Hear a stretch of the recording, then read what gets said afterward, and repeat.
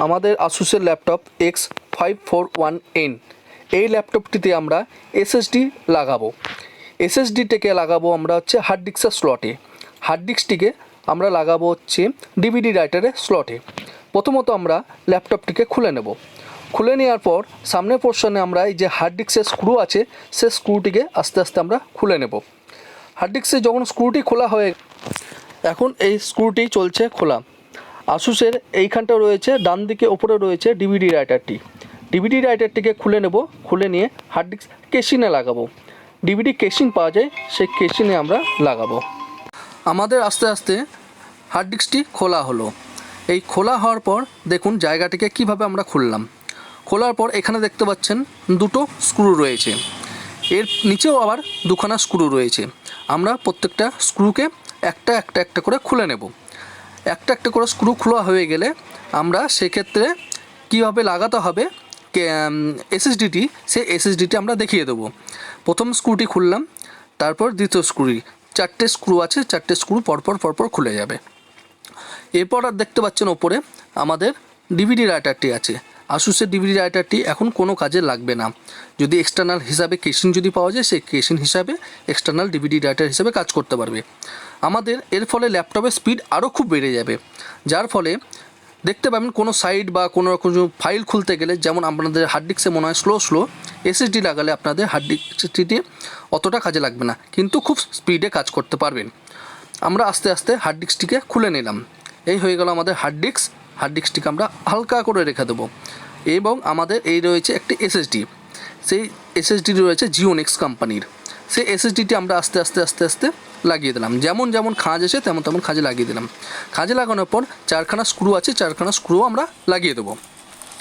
এখন দেখতে পাচ্ছেন আপনারা এইটি হচ্ছে ক্যাডি, যেটিকে বলে ক্যাডি। হার্ড ডিস্কের পরে যে স্লটটা ছিল আমাদের ডিভিডি রাইটারের, সেই ডিভিডি রাইটারের স্লটে ক্যাডিটিকে নিয়ে আমরা হার্ড ডিস্কটিকে লাগিয়ে দেবো। তাহলে ওটা সেকেন্ডারি হার্ড ডিস্ক হয়ে যাবে। এটির উপর যখন হার্ড ডিস্কটি বসে গেল তখন প্রত্যেকটা স্ক্রু আমরা ক্যাডিতে লাগিয়ে নেব। একটা একটা করে স্ক্রু দেখুন মার্ক করা হবে, মার্ক করাতে প্রত্যেকটাতে লাগানো হচ্ছে। একটা করে চারখানায় আমরা লাগিয়ে নেব। যখন লাগানো হয়ে গেল আমরা এখানটায় মাদারবোর্ডের সাথে যে ক্লিপটা দিয়ে লাগানো আছে স্ক্রুটি, সেই স্ক্রুটি আমরা আস্তে আস্তে লাগিয়ে নেব, যার ফলে আমাদের ক্যাডিটি কোনোভাবেই নড়াচড়া করবে না, ভেতরে পুরোপুরি সেটআপে থাকবে। এবং কিভাবে আমরা ওএস ইনস্টল করব সেই ভিডিও নেক্সট ভিডিওতে দেখিয়ে দেবো। আমরা আস্তে আস্তে এখন ক্যাডিটি লাগিয়ে নিলাম স্লটে যেখানে ডিভিডি রাইটারটি ছিল, এবং আস্তে আস্তে এসএসডিটিকে আমরা লাগিয়ে দিলাম যেখানে আমাদের হার্ড ডিস্কটি ছিল। প্রত্যেকটা দুটো লাগানো হয়ে গেল। লাগানো হওয়ার পর মিডিলে দেখুন একটি স্ক্রু আছে, যে স্ক্রুটি আমরা প্রথমে খুলেছিলাম সেই স্ক্রুটিকে আবার লাগাবো। আস্তে আস্তে স্ক্রুটি লাগাবো। এর ফলে এই যে স্ক্রুটি পড়ছে, স্ক্রুটিকে আস্তে আস্তে আমরা এই জায়গাটায় ঠিক আবার বসিয়ে নেব। বসানো হয়ে গেলে আমাদের কিভাবে নতুনভাবে আপনারাও বাড়িতে বসে করতে পারবেন, কিভাবে স্টেপ বাই স্টেপ আমরা দেখিয়ে দিলাম। আসুস বলে না, আপনারা যে কোনো ল্যাপটপেই নতুনভাবে এসএসডি বাজার থেকে কিনে নিয়ে গিয়ে আপনারা নিজেরাও করতে পারবেন। স্টেপ বাই স্টেপ ফলো করলে অপারেতে হয়ে যাবে। এরপর আমরা নেক্সট স্ক্রুটি লাগিয়ে নেব হচ্ছে ক্যাডিতে। এই যে ক্যাডিতে এই জায়গাটা করে লাগবে হচ্ছে স্ক্রুটি।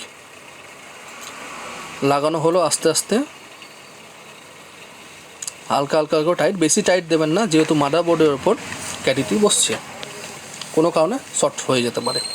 আস্তে আস্তে আমাদের যে কিবোর্ডে কেসিংটি ছিল সেই কিবোর্ডটিকে লাগিয়ে দেবো। এই কিবোর্ডটি দুটো ফিতাতে থাকে, একটি লাগানো হালকা করে, একটি পাশেরটিতে থাকবে ফিতেটি। দুটো লাগানো হয়ে গেলে আমাদের কেসিংয়ের সাথে হার্ড ডিস্ক এবং হার্ড ডিস্কের জায়গায় এসএসডি দুটো লাগানো কমপ্লিট হয়ে গেল। এবং পরে আমরা দেখিয়ে দেব ওএস লোড করে কিভাবে হলো।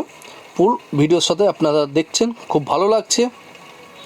আশা করি ভিডিওটি আপনাদের ভালো লাগলে লাইক কমেন্ট শেয়ার করতে ভুলবেন না। এবং এরকম ভিডিওর সাথে আপনারা থাকুন, মুন কম্পিউটারের পাশে থাকুন, দেখবেন নতুন কিছু ভিডিও আপনাদের সামনে আরও কিছু নিয়ে আসবো। এই লাগানো হয়ে গেল আমাদের ফিতে অল কমপ্লিট। এবার আমরা বসিয়ে দিয়ে স্ক্রু দিয়ে দেবো।